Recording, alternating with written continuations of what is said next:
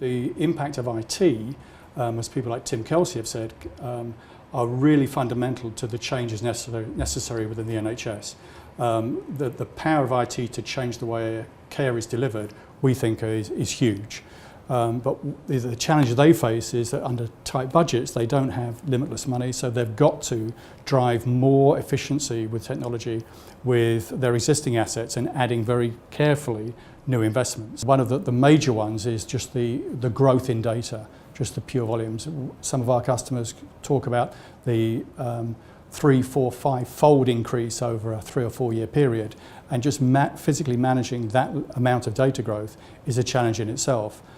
Added to that, in terms of the initiatives from people like Jeremy Hunt in terms of paperless NHS is the right direction, but that requires digitisation of more data, so increasing data volumes even greater in terms of electronic data storage.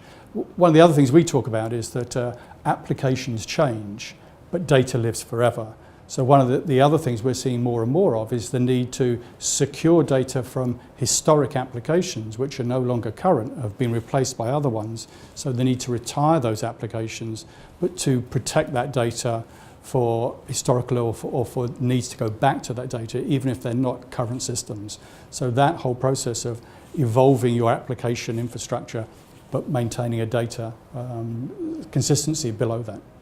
If you look at some of the other industries which have made huge advances in IT, like financial services, for example, the CIO is typically a main board position reporting to the CEO.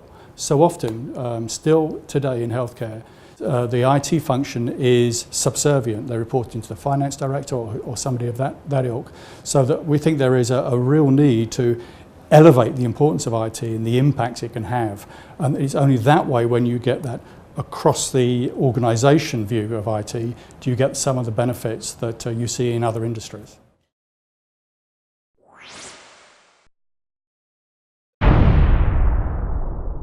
BridgeHead. Store, protect, share.